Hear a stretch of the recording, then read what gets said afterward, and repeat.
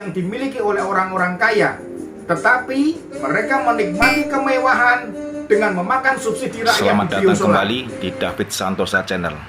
Terima kasih untuk dukungannya dengan subscribe dan share informasi yang menurut Anda sangat penting. Jumpa lagi sobat-sobatku semuanya dengan saya David Santosa SE dari Kota Pekalongan. Hari ini saya akan berusaha untuk membuka wacana kita masing-masing supaya bisa tersampaikan apa yang menjadi keluh kesah di masyarakat di bawah kepada pemerintahan, terutama yang menyangkut mengenai BBM. Beberapa waktu yang lalu Pak Menteri, Bapak Erick Thohir menyampaikan kepada masyarakat bahwa beliau meminta maaf karena Pertamax harus diubah harganya. Ada peningkatan harga. Nah, dari yang tadinya 9.000 untuk Pertamax menjadi 12.500. Saat ini memang banyak sekali masyarakat yang protes, yang demo, ya, yang bahkan besok tanggal 11 direncanakan akan ada demo besar-besaran dari Badan Eksekutif Mahasiswa atau BEM seluruh Indonesia. Nah, sobatku semuanya, apakah betul kenaikan BBM itu sangat memberatkan masyarakat seperti di beberapa tokoh mengemukakan di media-media sosial mengatakan bahwa Indonesia di bawah kepemimpinan Jokowi ternyata benar-benar menyiksa rakyatnya, apalagi dengan menaikkan harga BBM. Sobatku semuanya, harga yang dinaikkan adalah harga Pertamax dan Pertamax Plus. Seperti yang dikatakan oleh Pak Menteri bahwa memang harus dinaikkan. Karena apa? Menurut yang video yang saya dapatkan beberapa waktu yang lalu, Pak Menteri mengatakan bahwa produksi Pertamax dengan penjualannya tidak seimbang. Diproduksi ditargetkan sekian, ternyata penjualannya tidak mendukung. Penjualannya kurang, tidak bisa mengejar tingkat produksinya, sehingga tidak maksimal penjualannya. Nah, karena penjualan tidak maksimal, otomatis tidak tercapainya hal tersebut, sehingga diambil keputusan Pertamax harus dinaikkan. Begitu juga dengan Pertamax Plus. Dengan harapan apa? Tentunya dengan harapan adalah dengan tingkat penjualan yang utuh, akhirnya terciptalah sebuah profit yang lebih tinggi lagi dibandingkan dengan yang kemarin. Ya, cara gampangnya adalah dengan penjualan, misalkan sekarang kita menjual 500 ton per bulan, tingkat keuntungannya ternyata tidak bisa mendukung kapasitas produksinya. Nah, akhirnya supaya keuntungan ini bisa menutup kapasitas produksi, maka harga jualnya dinaikkan dengan harapan tetap menjual 500 ton tapi uangnya lebih gede. Nah, karena uang lebih gede, otomatis keuntungan lebih banyak, dan itu diharapkan bisa menutup biaya-biaya yang lainnya. Imbasnya adalah Pertalite tetap disubsidi, karena menurut Pak Menteri dan kita semua tahu bahwa Pertalite dibutuhkan oleh masyarakat dari tingkat bawah sampai dengan yang memang masih mau menggunakan Pertalite. Memang ada beda antara Pertalite dan Pertamax. Tetapi yang kita ulas sekarang, yang kita lihat sekarang adalah bagaimana efek dari kenaikannya Pertamax dan ditetapkannya Pertalite menjadi subsidi. Apakah nanti tidak menutup kemungkinan Pertalite ini harus harganya naik? Supaya apa? Supaya mengejar lagi untuk mendatangkan keuntungan bagi Pertamina. Bagaimana dengan analisa kita? Menurut saya, logika saya dengan apa yang dikatakan oleh Pak Menteri itu sebetulnya sangat berat dan kemungkinan besar tidak akan bisa tercapai laba optimal yang diharapkan dengan penjualan dengan menaikkan harga jual Pertamax dan Pertamax Plus. Kenapa? Sekarang kita lihat, mari, konsumen Pertamax dan konsumen Pertamax Plus maupun konsumen Pertalite adalah sama-sama mempunyai pilihan di mana dia harus membeli, di mana dia harus menggunakan bahan bakarnya. Pada waktu Pertamax harganya 9.000, Pertamax Plus harganya 12.500 dan Pertalite 7.650. Split perbedaan harga tidak terlalu tinggi. Sehingga apa? Sehingga masyarakat yang menggunakan Pertalite mungkin masih berani mengisi dengan Pertamax. Jika di SPBU ternyata penuh dan daripada mengantri panjang, terutama sepeda motor, maka lebih baik dia membelinya di Pertamax atau Pertamax Plus karena splitnya tidak terlalu tinggi. Ya, Orang yang menggunakan Pertamax akan membeli Pertamax Plus. Orang yang membeli Pertalite mungkin bisa membeli dengan Pertamax, karena beda harganya 1.350. Nah, sekarang apa yang terjadi? Sekarang Pertamax 12.500, Pertalite 7.650. Bedanya hampir Rp5.000. Dengan adanya perbedaan yang sedemikian tinggi, spread yang tercipta terlalu jauh sekali antara 7.650 dengan 12.500. Perbedaan harga sangat-sangat tinggi.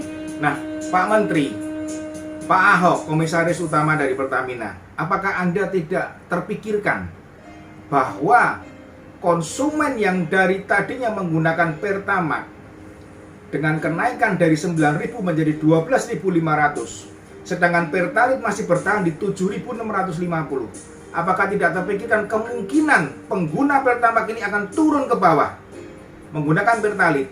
Karena apa? Sepeda motor yang diisi Pertamax kemudian diisi Pertalite tidak akan rusak, tetap masih bisa berjalan. Walaupun ada kendala sedikit pada hari pertama dia mengisi Pertalite itu, tapi selanjutnya tidak ada masalah.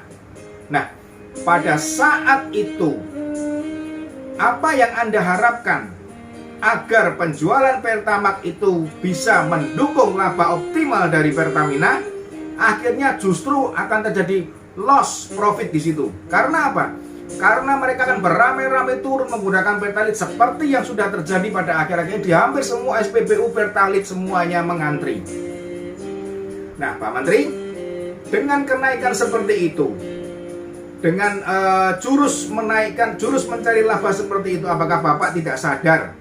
Ataukah mungkin ini tidak masuk di dalam pengamatan Anda sebagai seorang bisnismen yang berhasil, bahwa Pertamax bukanlah satu-satunya barang yang harus dan dibutuhkan oleh masyarakat, tidak bisa diganti dengan yang lain. Karena Pertamax dan Pertalite adalah bersifat substitusi, bisa digantikan dan saling melengkapi, bisa digantikan. Nah, karena dengan adanya unsur substitusi ini, maka masyarakat bisa menentukan pilihan bebasnya, kemana saya harus menggunakan bahan bakar untuk sepeda motor saya. Itu yang pertama. Kedua, Pak Menteri, apakah Anda tidak terpikirkan bahwa pada saat Anda menaikkan Pertamax ini, Anda memberikan masyarakat sebuah tekanan bahwa masyarakat tidak harus memilih Pertalite. Mereka yang saat ini bergantung kepada Pertalite dan Pertamax, akhirnya mereka tidak punya pilihan, mereka harus ke Pertalite.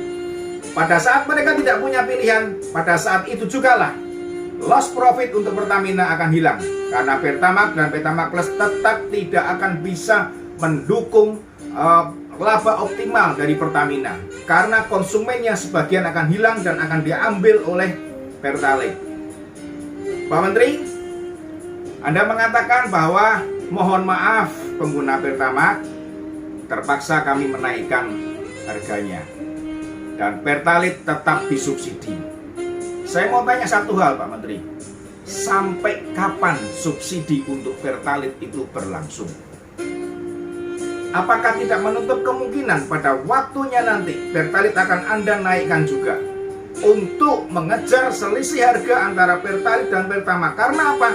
Karena dengan masyarakat yang beramai-ramai menggunakan Pertalite, maka otomatis subsidi yang Anda berikan akan semakin lebih besar lagi. Sehingga apa? Laba yang tadinya Anda harapkan dari Pertamax dan Pertamax Plus sudah hilang kapasitas penjualannya, justru tambah terpotong lagi karena mereka tidak membeli Pertamax tetapi membeli Pertalite. Pertalite yang tadinya subsidi tidak begitu besar, akhirnya Anda harus menggelontorkan subsidi yang lebih besar lagi. Untuk apa? Agar Pertalite tetap dalam penjualan yang stabil dan tidak mengalami kekosongan. Karena jika Pertalite mengalami kekosongan, maka itu pasti akan terjadi hal-hal yang di luar keinginan kita semua. Semua akan teriak, semua akan ribut. Pada saat semua membutuhkan Pertalite, yang saya takutkan nanti akan terjadi lagi pada beberapa masa yang lalu, saat premium akan dihilangkan dan diganti dengan Pertalite, maka pada masa itu premium datangnya bergiliran, bertahap. Kosong, ada, lama-lama kosong, lama-lama hilang adanya Pertalite. Apakah nanti tidak menutup kemungkinan seperti itu? Jangan-jangan nanti Pertalite akan kosong karena masih dalam pengiriman, masyarakat akan lari ke Pertamax. Nah, pada waktu berikutnya Pertalite apakah akan dihilangkan? Kalau sampai Pertalite akan dihilangkan, apakah Anda tidak terpikirkan bahwa kami masyarakat di tingkat bawah masih membutuhkan bahan bakar yang masih perlu disubsidi? Kita tidak bisa membandingkan dengan Amerika, kita tidak bisa membandingkan dengan luar negeri yang dimana mereka digembar-gemborkan selama pemerintahan yang sebelumnya. Di Malaysia lebih mahal, di sana lebih mahal. Iya, mereka lebih mahal semuanya. Tapi ingat, tingkat pendapatan masyarakatnya di situ lebih tinggi daripada di Indonesia. Sehingga dengan tingkat mahalnya BBM mereka masih bisa menjangkau. Dengan harga yang menurut kami sudah cukup, sudah pas. Ternyata kami harus kehilangan satu-satunya harapan di mana kami bisa berkegiatan ekonomi dengan normal. Harapan kami, janganlah terlalu jauh perbedaan harga Pertamax, Pertalite, dan Pertamax Plus. Tetaplah di antara perbedaan yang lebih stabil, lebih standar. Jangan seperti saat ini, hampir 5.000 Pak Menteri. Kami harapkan Bapak menurunkan harga Pertamax, bukan menaikkan harga Pertalite untuk mengejar profit dari Pertamina. Turunkan harga Pertamax sehingga perbedaan harga dengan Pertalite tidak begitu jauh terjangkau, maka subsidi itu akan berlangsung dengan aman dan laba dari Pertamax akan bisa tetap dipertahankan. Bagaimana dengan Pertamax Plus? Nggak ada masalah. Pertamax Plus mau harga berapa nggak ada masalah. Mereka yang beli Pertamax Plus adalah mereka punya duit, mereka orang kaya, nggak masalah. Yang kami harapkan adalah dengan menurunnya harga Pertamax lebih mendekati dengan Pertalite, maka Pertalite tidak akan bisa menggantikan Pertamax. Kebutuhannya sama. Yang butuh Pertamax akan tetap beli Pertamax. Harga Pertamax stabil, keuntungan untuk Pertamax stabil, harga Pertalite stabil, subsidi Anda tidak terlalu besar. Untuk mendapatkan laba yang optimal, Pertamax Plus Anda pegang di puncak. Supaya apa? Supaya Pertamax Plus betul-betul mensubsidi Pertalite. Berikutnya, mungkin kalau kita jarang menggunakan, maka kita tidak akan mengetahui. Pengguna biosolar dengan Dexlet jauh sekali. Bapak, apakah Bapak tidak mengetahui bahwa pengguna biosolar itu sebetulnya adalah orang-orang kaya? Mereka bermobil mewah, mereka tetap membeli solar. Dengan harga 5.650 mereka tetap membeli solar. Yang harusnya mereka mampu membeli Dexlet, tapi mereka membeli solar. Kenapa saya katakan mampu membeli Dexlet? Dan ini kasusnya beda antara Pertamax dan Pertalite. Karena mobil-mobil baru dengan harga 300 juta, 400 juta ke atas masih banyak yang menggunakan bahan bakar solar dan yang dimiliki oleh orang-orang kaya. Tetapi mereka menikmati kemewahan dengan memakan subsidi rakyat di biosolar. Mungkin di sini bisa memberikan beban yang berat untuk Pertamina. Kami harapkan Pak Menteri keluarkanlah regulasi, keluarkanlah aturan, keluarkanlah sesuatu yang bisa mengatur SPBU bahwa untuk mobil mewah dengan bermesin diesel dilarang membeli biosolar. Berikan biosolar untuk mobil-mobil pengangkut sembako, mobil-mobil niaga yang digunakan untuk kerja, untuk operasional, untuk ya seluruhnya lah kegiatan ekonomi. Tetapi untuk mobil mewah jangan diperkenankan membeli biosolar.